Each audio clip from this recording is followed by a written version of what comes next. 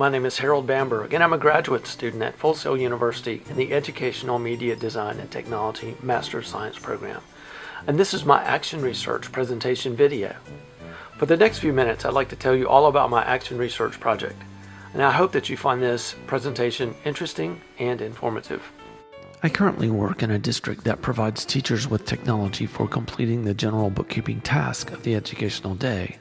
Applications dedicated to instruction are generally purchased by the local school as funds are made available. Some site licenses are available for schools, but the most common applications are for test preparation, math remediation, and the local school website. I have observed few teachers use the technology in place to improve their instructional practices, and there is no formal technology training program to facilitate technology curricular integration. For my action research project, I wanted to help the teachers become more efficient with the technology in place and move towards the use of instructional Web 2.0 technologies. I plan to offer a series of video tutorials to be hosted on a website for easy access. The topics of the videos will be generated by the teachers themselves based on their need for understanding and desire to integrate technology into their teaching practice. Teachers in my school district are issued a laptop computer, have access to a robust wireless network, and multiple computer labs for students.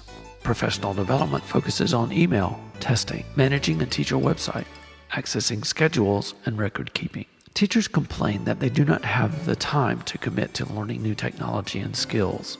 If this and other problems could be overcome, then technology would become part of the school culture. My action research project is about addressing these barriers that inhibit technology integration for student-centered instruction, as proposed by the research of Kopcha in 2010. According to Smolin and Lawless and Tershinier Szabo, digital technologies have changed social interaction, everyday life, and learning for adults and students.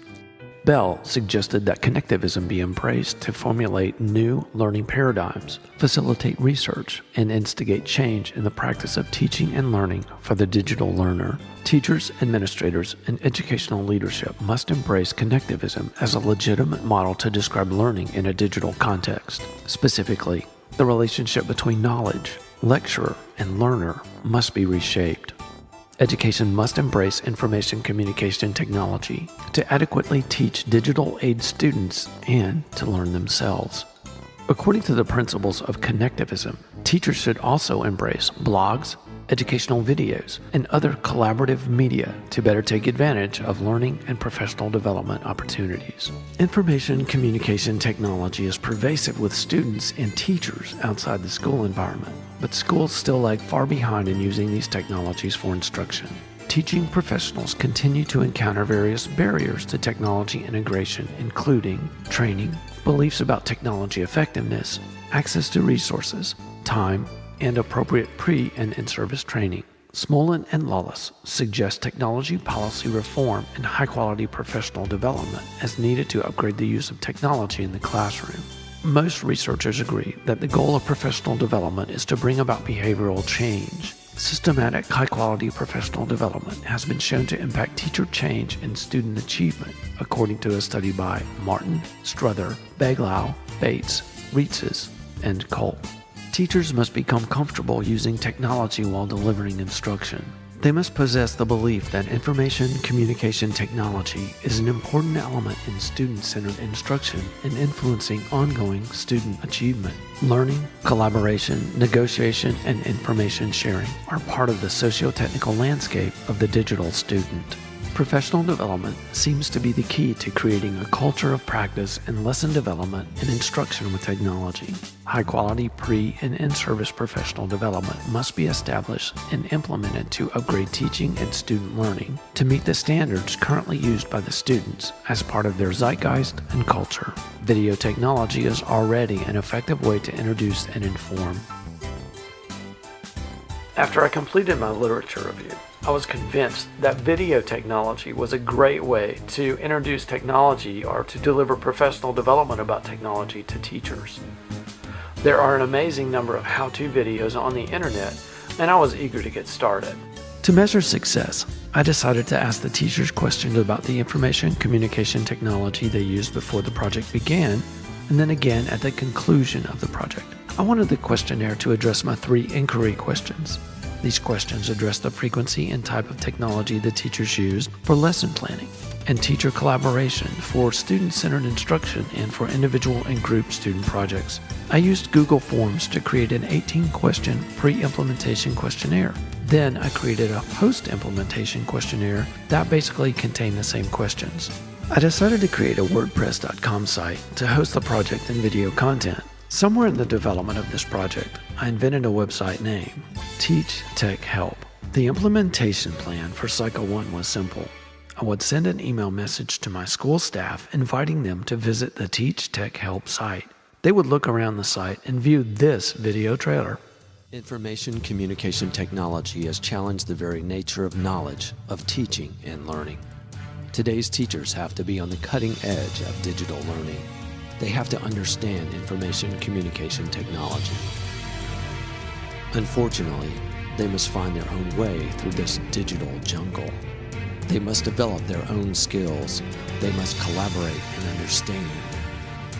In a school where the internet is as predictable as the weather and time is as precious as a high test score, where collaboration and frustration are the same, where tempers flare as quickly as a kindergartner has an accident, there is a website that holds a key to understanding, a website where teachers can gain expertise. The potential participants would also be able to view this music video. You must use technology for instruction, for projects and knowledge construction.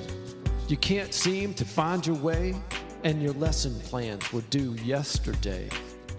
Teach Tech Help is the website for you. After viewing these informative videos, the potential participants would become interested in this wonderful site and elect to participate in the project. The participants then had to do 3 things. First, they had to follow the site by clicking the link to follow and then respond to the follow email in their inbox to complete the following process. Step 2 was to decide what technology topic they wanted to learn about and enter that information into the commenting field on any page of the website. It was then my job to find the video content that they had requested. I would search the web and embed the video into the site. Because they were following the site, the participants would get an email update about the content. They would become very excited about the potential learning opportunity and navigate back to the Teach Tech Help site and view the content and say, "Wow, that was easy. This Teach Tech Help site is really great. I wonder what else I can learn here." Of course, they would request additional content and share this information with their peers, which was the 3rd step to be completed as part of the project. For Cycle 2, participants were asked to complete a post-implementation questionnaire. I would then compare the questionnaires and document a huge project impact. It didn't work out quite that way. Just before I was to implement Cycle 1 of this project, I was transferred to another school. Of the 150 or so individuals I invited to participate, only 8 decided to participate and only 1 completed all 3 requirements of participation. This project was nowhere close to what I had hoped. I did notice the following results as predicted in my literature review. Teachers do not have time to integrate technology, and they may not have the basic skills to access Web 2.0 technologies. Curricular technology integration takes time, and ongoing technology integration takes high-quality, durable professional development. While I had high hopes for my project, the reality is there are significant barriers to technology integration as proposed by the research of COBCHA. These barriers exist and seem to be quite resilient. A logical next step for this project is to create a staff development curriculum presented and hosted on a learning management system. Ideally, I would like to create and implement a curriculum for technology integration that will level up the teacher based on their skills, completed assignments, and abilities, much like a computer-based game. The teachers would accomplish certain tasks, gain experience points, and qualifiable skills as they rise through the completed technology skills matrix. Much like a SCORM-compliant training asset, modules could be added and upgraded as needed to make the experiences more relevant, valuable, and engaging. Currently, no such learning management system exists for this, so I guess I need to get to work on that. Thank you for viewing my Action Research presentation video. I hope you found it interesting and informative.